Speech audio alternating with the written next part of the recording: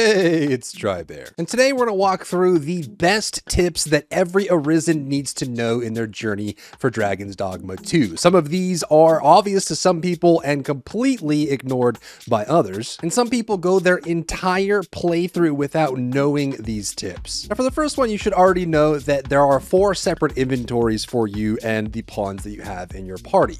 They're each going to have their own separate inventories, carry weights, and items that they can hold onto and equip. But one thing that not everyone knows or employs in their playthrough is that when a support pawn, so the last 2 pawns that you have in your party here, so you are the Arisen at the top, and then the last 2 pawns are the support pawns that you swap in and out. So the question is, what happens to a support pawn when they die or when they get dismissed if they're holding on to items that you currently own that you have property of? And that is any item that the pawn doesn't own, so any item they didn't get given by their actual Arisen master, automatically gets sent to your storage. And the way you can take advantage of this is when you have items that you want to send to storage, when you're carrying them around, traveling around the world, and you know that that item is going to be going to storage when you finally get to an inn, rather than just waiting until you get to an inn, you can take that item and give it to your support pawn so that when that pawn gets transferred off, it gets sent to storage. I see a lot of people holding on to a bunch of items on their main character or only giving items to their main pawn for fear that these items will be lost at some point when they lose their support pawn. Which brings us perfectly to the second tip, and that is to constantly be swapping out your support pawns. Anytime you go to a Riftstone, you're able to swap out, dismiss, and put different support pawns in your party, and you're able to swap these out on the fly as much as you possibly want. But some people spend almost their entire playthrough with the same support pawns, and there's about a million reasons why you should be constantly swapping them out. The first one should be the most obvious in that the support pawns do not level up when you gain experience, which means that you will very quickly out-level them and they will start becoming less and less useful the longer you wait. So you want to be going through and making sure you're hiring pawns that are at your level. When you go to a Riftstone out in the world that's limited by a specific selection, it will be based on your level, but also when you go to main Riftstones in towns, you can very easily set the levels that you want. If you wanted to go way higher level than you and you want to pay the Rift Crystal cost for that, you certainly can. Or if you go at your level and pay 0 Rift Crystals for that, you can as well. Another reason is that the pawn quests are a one-time completable per pawn. So when you talk to a pawn, Miss Freeran here, you can see that there is a 10,000 gold reward for completing her pawn quest. So what you can do is when you get to a Riftstone, hire 2 new pawns that have quests that you want, kill a Gore Minotaur and kill a Sphinx and get the gold out of that. When you're done with those pawn quests, they can't be completed again. So you want to swap them out again for new pawns that have new quests and new rewards, so you're constantly gaining new gold or items or whatever it is that you want out of that pawn quest. I recommend gold because it's the most widely usable. You can also search for pawns that have knowledge of the quest you're currently doing. A quick tip for people is that the icon next to a quest tells you whether or not one of your pawns has knowledge of that quest. So for example, if you see a blue hand next to the quest, it means that your main pawn has knowledge of that. If you see a hand that has a 1 on it or a 2 on it, that tells you that your first support pawn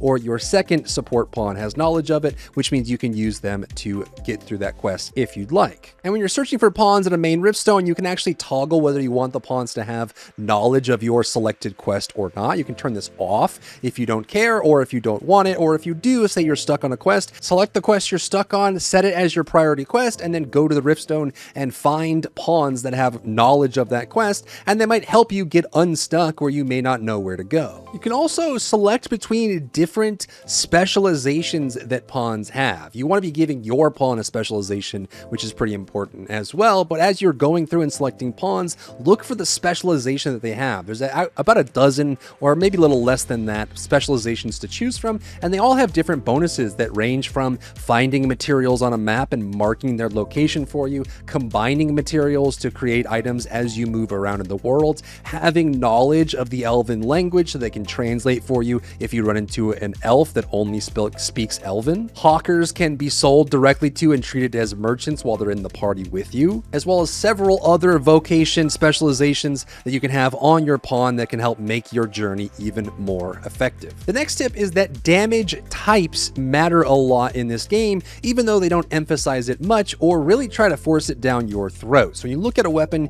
you can see that it has slash strength, strike strength, and there's even magic versus strength, physical damage versus elemental damage, and all of these actually do have a pretty big impact on the enemies you are facing. You've probably been a physical type character that has been facing off against a rock rattler or the rocky saurians, and you hit them and their HP bar doesn't move. Or maybe you're striking a skeleton lord or a type of undead minion, and when you hit them, their HP bar doesn't move. And that is because they are vulnerable to a specific type of damage that they take, and even the elemental damage that might matter for that as well. You might find that if you're using a caster like a magic archer or a sorcerer or a mage, you may be elementally charged with a specific element, and when you strike an enemy, you get the sound that tells you that it is actually a weak point, even though you're hitting them in the toe. And that is because it's the element that you're using that is actually causing them to have a weakness to it, not necessarily the specific spot that you're striking them on. So if you find that you're struggling with a type of enemy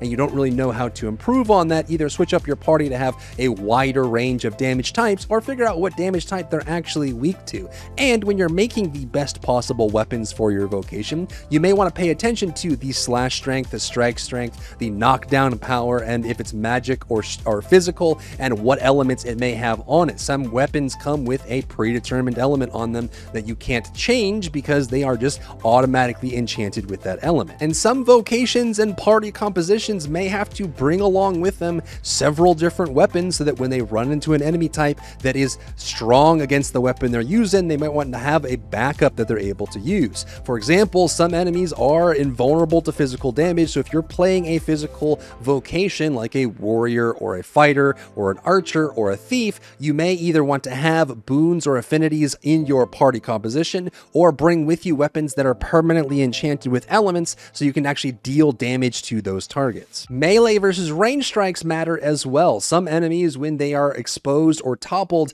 you'll notice that you'll get the weak point sound notification when you strike them with a melee weapon, but not with a ranged weapon versus a spell. So pay attention to this and use this as part of your party composition strategy. The next tip is something that seems simple at first, but I see a lot of people either not utilize it in their gameplay or utilize it completely wrong. And that is that there is a built-in unstuck feature for your pawns specifically, not anyone that you are escorting, but your pawns specifically, main pawn and support pawns. And that is if you have a tether distance away from your pawns, they will actually be unstuck, teleported to you, and this in many cases can circumvent their current state, whether they're down and incapacitated or at a lower or higher elevation. So normally, if you see on the minimap, they'll follow you around as you move around in the world, and if you get a little bit too far away from them, they'll start teleporting to you, or if they're unable to reach you at all. And you can test this by telling your pawns to wait where they are, which will tell them to stay where they are, and then you can move away from them and get distance on them.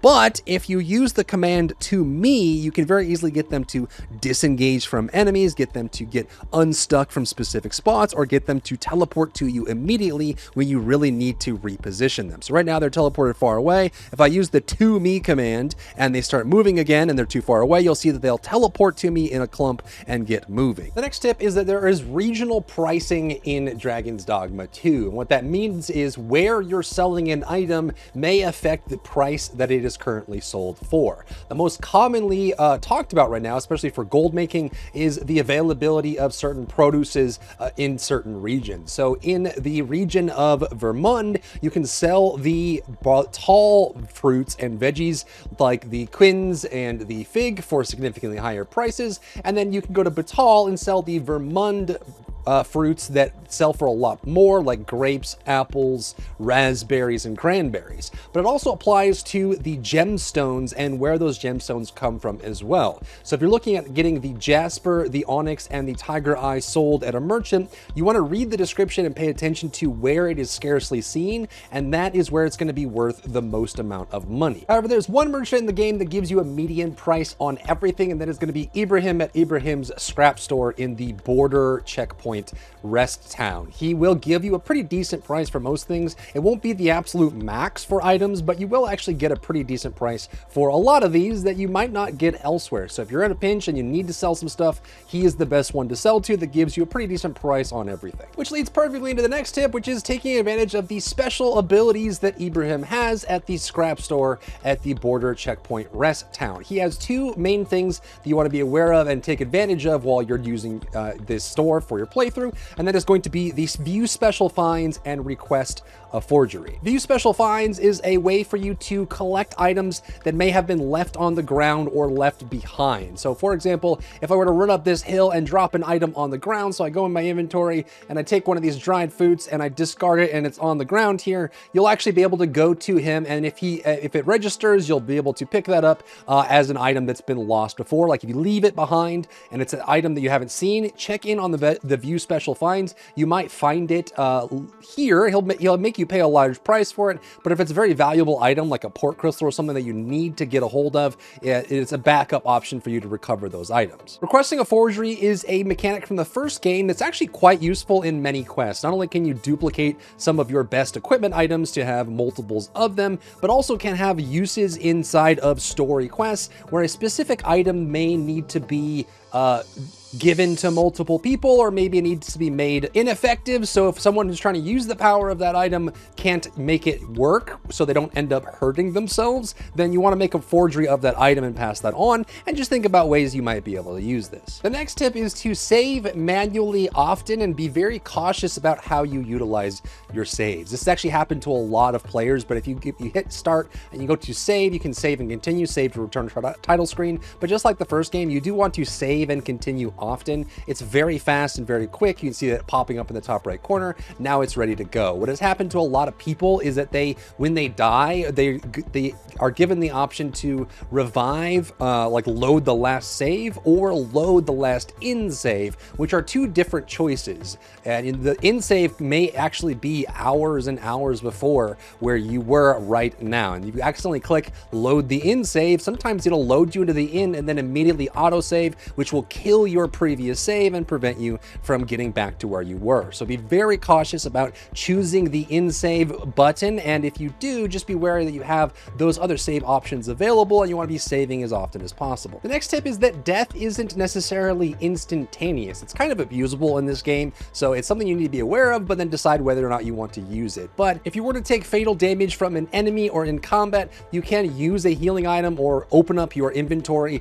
and use an item to get your health back up, and eventually, as long as you have consumable items, you can actually prevent death indefinitely as long as you're fast enough to use it before it registers the death screen. Which leads perfectly into the next tip, which is that you can use the hotkey options. So when you hold left bumper on controller or bring up this menu on PC, you'll be able to use your abilities. But if you look at the bottom left corner of the screen as well, it'll also bring up your hotkeys for not only turning your lantern on and off, which I'm sure you already know, but there's also go to items menu. You can bring up your items right away with a quick switch, and the up D-pad and the down D-pad on controller are automatically set to the most available item for healing your health or restoring your stamina.